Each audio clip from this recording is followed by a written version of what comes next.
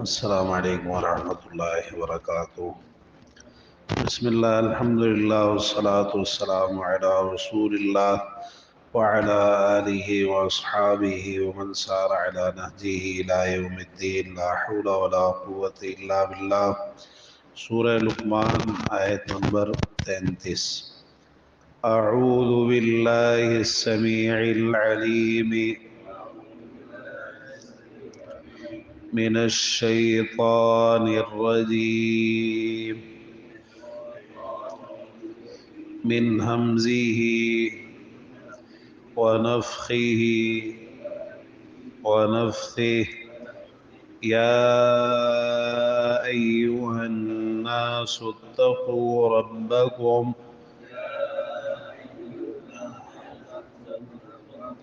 واخشوا یوما لا یجزی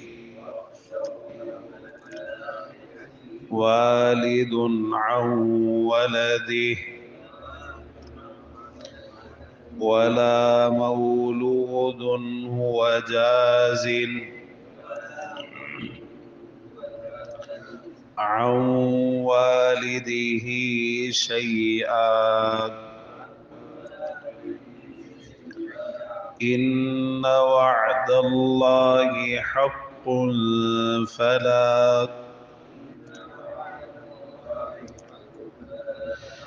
فلا تغرنكم الحياة الدنيا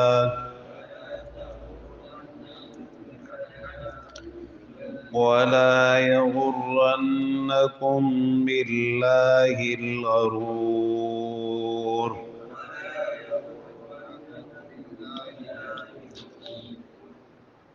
اللہ رب العزت ارشاد فرما رہا ہے، یا ایھا الناس، اے لوگو، اتقوا، ڈر جاؤ تم، ربکم، اپنے رب سے، واخشوا، اور ڈر جاؤ، یومن، ایسے دن سے، لا یجزی، نہیں کام آئے گا، والد، والد، عن ولدہ، اپنی اولاد کے، ولا مولود، اور نہ ہی کوئی مولود، ہوا جازن، وہ کام آنے والا ہے، عن والدہ، اپنے والد سے، شیئا، کچھ بھی، یا اپنے والد کے کچھ بھی۔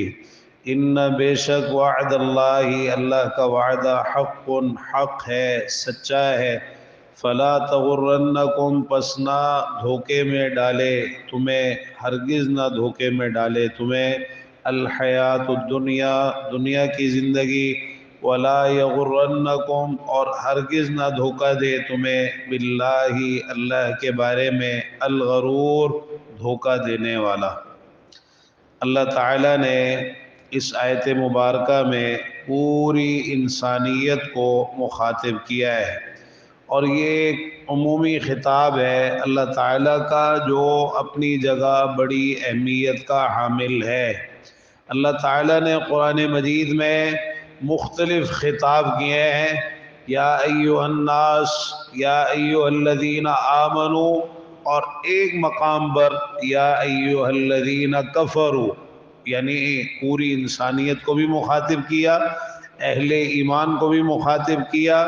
اہل ایمان کو مخاطب کرنا 90 مقامات پر ہے، اور یا ایھا الذین کفروا کہہ کر کافروں کو بھی ایک مقام پر مخاطب کیا۔ یہ جو کافروں کو مخاطب کیا ہے یہ بطور زجر توبیخ ہے۔ تو یہاں پوری انسانیت کو مخاطب کر کے تقوی اختیار کرنے کا حکم دیا ہے۔ اتقوا ربکم، اپنے رب سے ڈر جاؤ، ربکم، اپنے رب سے، یعنی جس نے تمہیں پیدا کیا، جو تمہارا رازق ہے، جو تمہاری زندگی موت کا مالک ہے، کہ جس کے ہاتھ میں اور جس کی قدرت میں اور جس کے اختیار میں تمہارے سارے معاملات ہیں، اور جس کی مشیت تمہارے اوپر نافذ ہے۔ تم اپنے اس پروردگار سے ڈر جاؤ، تقوی اختیار کر لو۔ اب اس لفظ تقوی کے اندر ساری چیزیں آ جاتی ہیں، یعنی اللہ کی اطاعت کرو، فرما برداری کرو، اور اس کی نافرمانیوں سے، گناہوں سے اپنے آپ کو روک لو اور اپنے آپ کو بچا لو۔ یہ تقوی، پرہیزگاری، اللہ تعالیٰ کا ڈر اور خوف، یہ وہ بہت بڑی ایک وصیت ہے اللہ تعالیٰ کی بھی، اور اسی طرح پیارے پیغمبر جناب محمد رسول اللہ صلی اللہ علیہ وسلم کی بھی، دیگر بھی جتنے بھی انبیاء اور رسول علیہ السلام آئے، سب نے اپنی اپنی قوموں کو اسی تقوی کی وصیت اور اسی تقوی کی تلقین کی ہے، کسی کو نصیحت کرنے کے لیے اور کسی کو سمجھانے کے لیے جو سب سے بڑی نصیحت ہو سکتی ہے یا سب سے بڑے سمجھانے کا کوئی طریقہ ہو سکتا ہے، وہ یہ کہ اسے اللہ سے ڈرنے کا کہا جائے۔ اور یہ ایک ایسی نصیحت ہے اور ایسی وصیت اور ایسا حکم ہے کہ اس کے آگے انسان کو خاموش ہو جانا چاہیے۔ اگر کسی کو اللہ سے ڈرایا جائے اور وہ پھر بھی آگے سے باتیں کرے یا اور کوئی آگے سے الٹا سیدھا جواب دے تو اللہ تعالیٰ کو اس قسم کے لوگ سخت ناپسندیدہ ہیں۔ رسول اللہ صلی اللہ علیہ وسلم نے فرمایا ان ابغض الکلام الی اللہ ان یقول الرجل للرجل اتق اللہ فیقول علیک بنفسک، اللہ کے نزدیک سب سے زیادہ نفرت والی بات، سب سے زیادہ بغض والی بات اس شخص کی ہے کہ جسے کہ ایک آدمی دوسرے آدمی کو کہے اللہ سے ڈر جا، اور وہ جواب میں کہے تم اپنی فکر کرو، بجائے خاموش ہونے کے اور اس نصیحت کو قبول کرنے کے الٹا اس نصیحت کو رد کر دے، اس کے کہنے والے پر لوٹا دے اور کہے کہ تم اپنی فکر کرو۔ اللہ تعالیٰ کو یہ بات سخت ناپسندیدہ ہے اور اس بات سے سخت نفرت ہے۔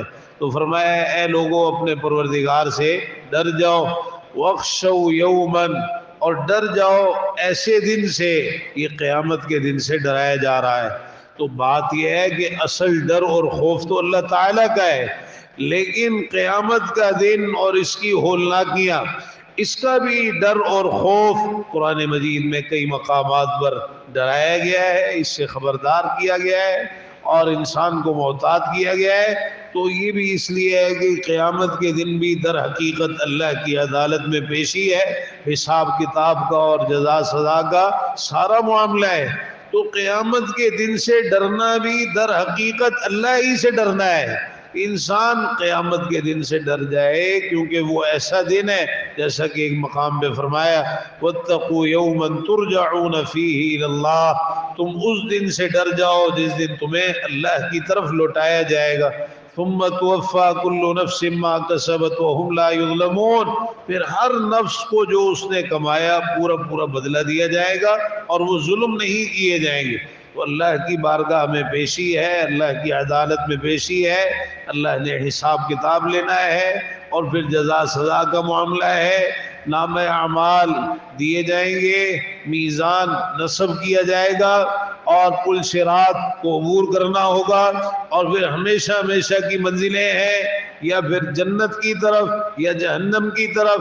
بعض ایسے ہوں گے کہ جہنم میں چلے جائیں گے، لیکن اللہ تعالیٰ بالآخر چونکہ مومن ہوں گے اور ایک ذرے کے برابر بھی اگر کسی کے دل میں ایمان ہوگا، اللہ تعالیٰ اسے جہنم سے نکال کر ہمیشہ کے لیے جنت میں داخل فرما دے گا۔ تو قیامت کے دن سے اللہ تعالیٰ نے ڈرایا ہے۔ اب اس دن کی ہولناکیاں بہت ساری ہیں اور جگہ جگہ اللہ تعالیٰ نے قرآن مجید میں اس دن کی ہولناکیاں بیان فرمائی ہیں۔ یوم کبیر، وہ بہت بڑا دن ہے۔ یوم عسیر، وہ بہت مشکل دن ہے۔ یوم عظیم، وہ بہت بڑا اور بڑی عظمت والا اور بڑی ہیبت والا دن ہے۔ یہ مختلف اس کی ہولناکیاں قرآن مجید میں بیان فرمائی۔ تو یہاں جو ہولناکی اس کی بیان فرمائی وہ یہ ہے، اور یہ بڑی بنیادی بات ہے کہ انسان یہ دھوکہ کھا جاتا ہے کہ شاید وہاں کوئی برادری کام آ جائے گی، کوئی رشتہ داری کام آ جائے گی، کوئی خاندان کام آ جائے گا، کوئی حسب نسب کام آ جائے گا، کوئی اولاد کام آ جائے گی یا والدین کام آ جائیں گے۔ اللہ تعالیٰ نے فرمایا لا یجزی والد عن ولدی، ایسے دن سے ڈر جاؤ کہ جس میں والد اپنی اولاد کے کچھ بھی کام نہیں آئے گا، اپنی اولاد کے والد کچھ بھی کام نہیں آئے گا۔ اور اسی طرح اس کے برعکس ولا مولود هو جاز عن والده شیئا، کوئی مولود اولاد جو ہے وہ اپنے والد کے کچھ بھی کام نہیں آئے گی۔ ایسا نہیں ہوگا کہ اولاد جو ہے وہ والد کے کام آ جائے یا والد اولاد کے کام آ جائے۔ یہ اس صورت میں ہے کہ جب ایک تو سرے سے یہ رشتہ داری کوئی فائدہ نہیں دے گی، کیونکہ قیامت کے دن یہ رشتہ داریاں جو ہیں یہ دنیا کی حد تک سارا معاملہ ہے۔ قیامت کا دن جو ہوگا وَنُفِخَ فِي الصُّورِ فَلَا أَنْصَابَ بَيْنَهُمْ يَوْمَئِذٍ وَلَا يَتَسَاءَلُونَ، جب سور میں پھونکا جائے گا تو ان کے درمیان کوئی نسب، کوئی قرابت داری، کوئی رشتہ داری باقی نہیں رہے گی، سب رشتہ داریاں ختم، اور نہ یہ آپس میں ایک دوسرے سے سوال کریں گی۔ تو ایک تو سرے سے ہی رشتہ داریاں اس دن کام نہیں آئیں گی۔ دوسری بات، اگر والد مومن ہے اور بیٹا کافر ہے تو والد اپنے بیٹے کے کوئی کام نہیں آئے گا، یا بیٹا مومن ہے والد کافر ہے تو اپنے والد کے بیٹا کوئی کام نہیں آئے گا۔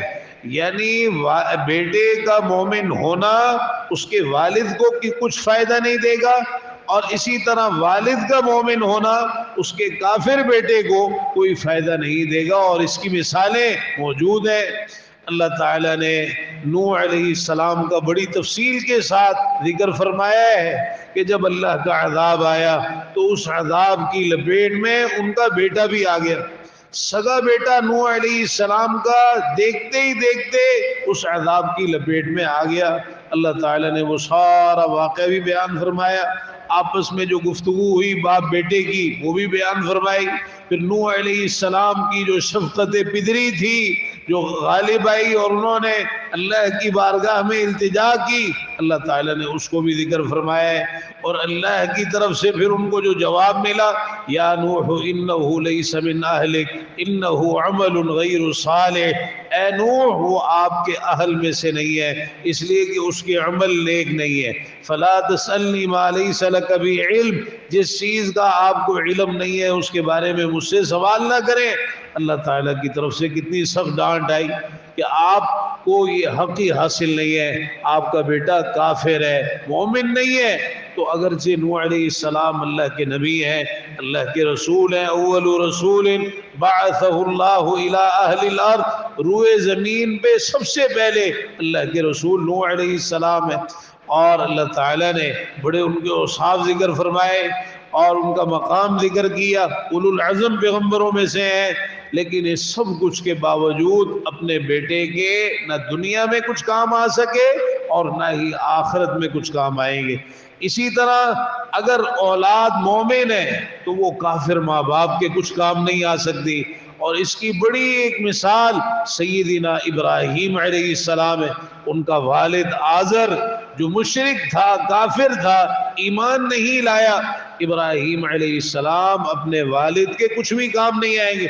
آپ جانتے ہیں ابراہیم علیہ السلام ابو الانبیاء ہے، جد الانبیاء ہے، خلیل اللہ ہے، اولو العزم پیغمبروں میں سے ہیں، کتنا مقام اور کتنا ان کا مرتبہ ہے کہ اللہ تعالیٰ نے پھر ان کے بعد جتنے بھی نبی رسول بھیجے وہ انہی کی اولاد میں سے بھیجے، لیکن قیامت کے دن جب وہ بھی اپنے والد کی سفارش کریں گے، رسول اللہ صلی اللہ علیہ وسلم نے بیان فرمایا ہے کہ ابراہیم علیہ السلام سے قیامت کے دن ان کے باپ آزر کی ملاقات ہوگی اور اس کا چہرہ گرد و غبار سے اٹا ہوا ہوگا، تو وہ اپنے ابراہیم علیہ السلام اس سے کہیں گے الم اقل لک لا تعصنی، میں نے نہیں کہا تھا میری نافرمانی نہ کرنا؟ تو وہ کہے گا الیوم لا اعصیک، اے ابراہیم آج میں تیری نافرمانی نہیں کروں گا، آج تو جو مجھے کہے گا میں وہی کروں گا۔ ابراہیم علیہ السلام اللہ کی بارگاہ میں التجا کریں گے، یا ربی انک وعدتنی اللہ تخزینی یوم یبعثون وای خزی اخزی من ابی الابعد، یا اللہ تو نے وعدہ کیا تھا کہ جس دن لوگوں کو دوبارہ زندہ کیا جائے گا تو مجھے رسوا نہیں کرے گا، اس سے بڑی رسوائی کیا ہے کہ میرا باپ تیری رحمت سے محروم ہے اور تیری رحمت سے دور ہے۔ اللہ تعالیٰ فرمائے گا ابراہیم انی حرمت الجنت علی الکافرین، میں نے کافروں پر جنت کو حرام قرار دیا ہے آپ کا باپ لیکن کافر ہے، کہا جائے گا انظر ما تحت رجلیک، دیکھو آپ کی ٹانگوں کے نیچے کیا ہے، اپنی ٹانگوں کے نیچے دیکھو کیا ہے، حدیث کے الفاظ ہیں فَإِذَا هُوَ بِذِيخٍ مُلْتَتِخٍ، بچھو ہوگا جو مٹی میں کیچڑ کے اندر لتھڑا ہوا ہوگا، اور اس کو ٹانگوں سے پکڑ کر گھسیٹ کر جہنم کے اندر پھینک دیا جائے گا، اور وہ ابراہیم علیہ السلام کا باپ ہوگا۔ کیسا ایک عبرتناک یہ انجام ہے۔